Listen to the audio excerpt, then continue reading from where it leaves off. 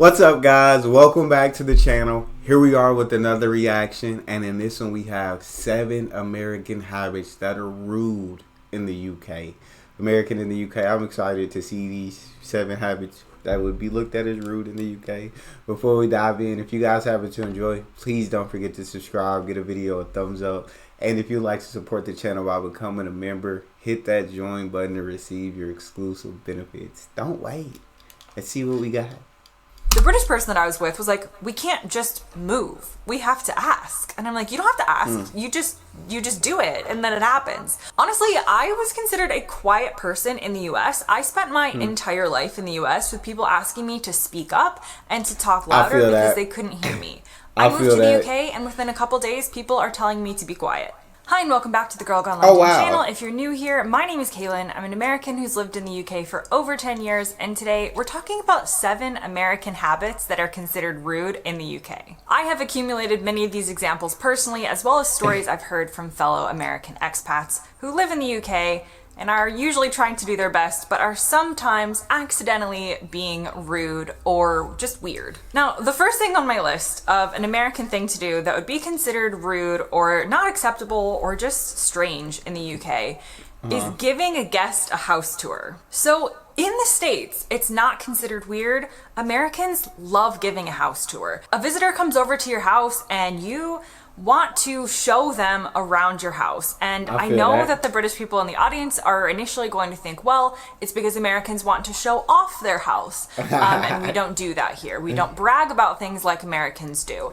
And in some ways, that could be true. You could be proud of your house or things that you've done to it. And maybe you do want to show it to somebody for some appreciation. However, there is also another element to this to consider. Now, what I've come across in the UK is that your house is considered a very personal space for the people who live there. And of course, you can have visitors over, and people do have visitors over at times, but it seems to be that British people love meeting out and about. So typically, a British home is going to be smaller than an American home in many instances. That makes sense. So practically, it doesn't always make sense to have people in your space. But equally, in the UK, we have pub culture and restaurants that allow you to sit and enjoy your meal for more than like 20 minutes. So in the UK, meeting friends and meeting people out is much more done than in the US. In the US, we do enjoy our home as a place to have people over for longer periods of time. And so this reflects back on why Americans love giving a house tour, because in some ways we are trying to make our guests feel at home. And I'm not in any way saying that we're showing them our underwear drawer, but you might show them around and take them around your house in kind of a welcoming kind of way. This isn't done in the UK. So if you have people over, they stick to the rooms that they're allowed in. Most of the house, you like practically board up when someone's coming over, and that's where the visitor is supposed to be. And again, I'm not saying Americans like have guests to their home just wandering every inch of your space, but when they would come to the door, you would welcome them in, and if they haven't been to your home before, you would usually give them some type of tour. Now, the tour of my house in the UK would be over in about 30 seconds because, as I said, typically homes in the UK are smaller than in the US, but again, this would be considered weird or rude in the UK because it would mostly be seen as you're trying to show off your home, and that's something that is not done. Now, the next thing on my list actually... I can feel that. I feel like, I think what she said is right about wanting people to feel like more at home. I mean, sometimes people do show off. I won't deny that.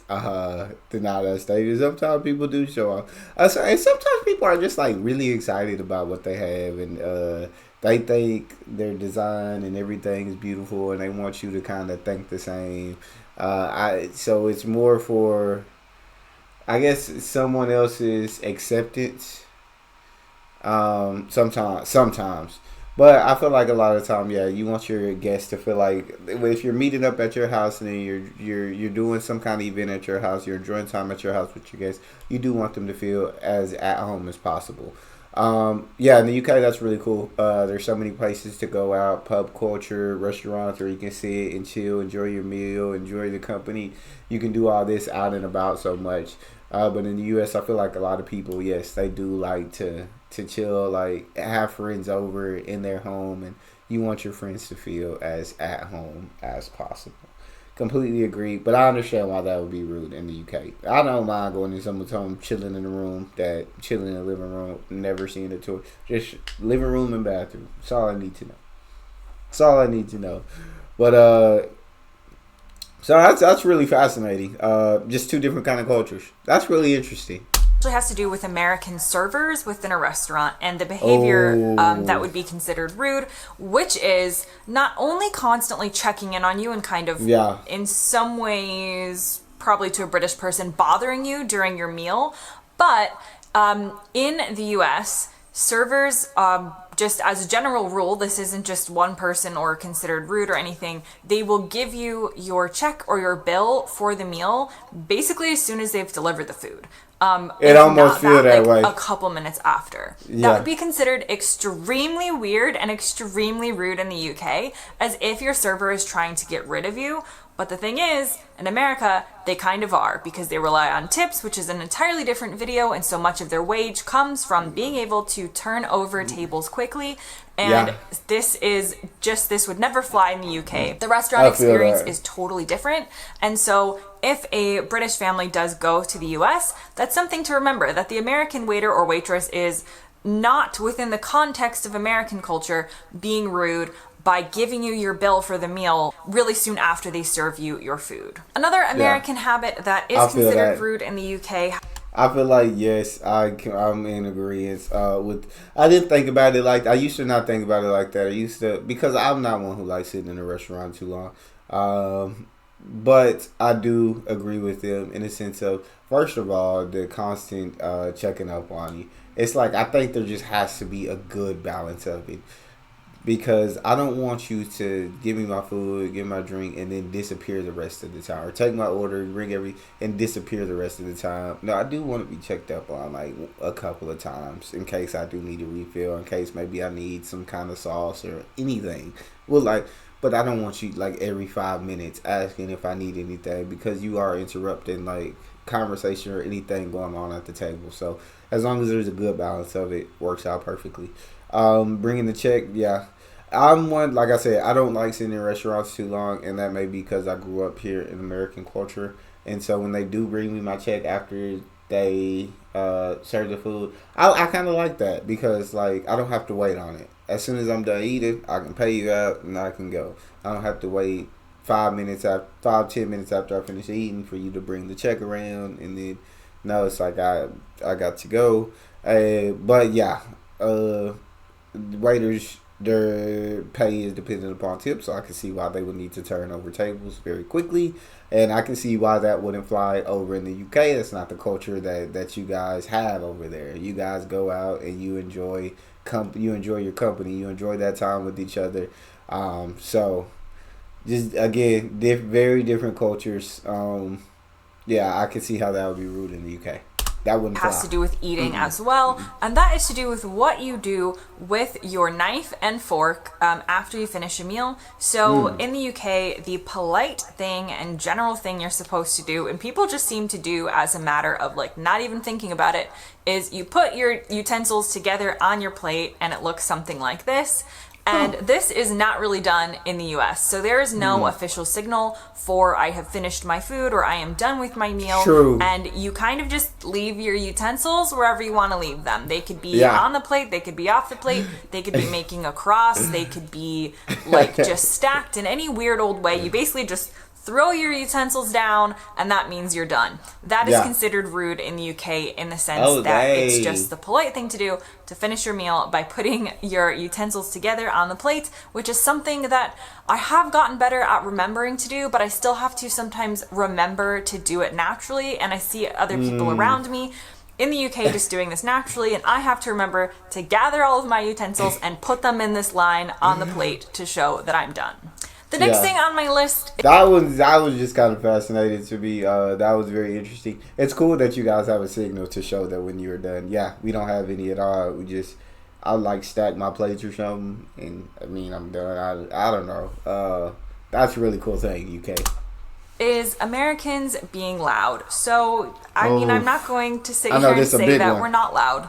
We are loud. Honestly, I was considered a quiet person in the US. I spent my entire life in the US with people asking me to speak up and to talk louder because they couldn't hear me. I moved to the UK, and within a couple days, people are telling me to be quiet. Americans just speak loudly. We just are loud, and it's a trait that is considered relatively rude in the UK because it's infringing on other people's right to enjoy the environment surrounding them. And this is particularly prevalent with Americans on like public transportation in the UK. So if you take the tube in London or a train, you can usually hear the Americans before you can see them. It's just, we're not trying to be rude. We just culturally are loud. And another thing to remember the next time you hear a loud American in the UK is that within the country that we're from, because everybody is loud, you have to speak louder and louder and louder to be heard over the other people. So it doesn't come across as being loud in the US because everybody's being loud. Whereas here in the UK, definitely people are a bit more reserved and a bit more quiet. And suddenly I become the loudest person in the room. The next American habit that I think I'm similar to her in the sense of I feel like I'm a quiet person. Like, I'm not too loud, especially out in public. But there's been, like, a lot of times where, like, I'll be talking to my wife and she'll tell me to, like, speak lower, that I'm being too loud. And in my head, I'm like, no, like, I'm not being loud at all. I'm speaking very lowly. But I guess I'm speaking loud. I don't know. I never think I am, but she always tells me that I am. So I probably am. But it's just not loud to me, I guess. To me, I'm speaking at a low volume. But so I can understand UK. That's probably what a lot of Americans think. And so going over to the UK and where they do speak, I guess less in a lower volume than us.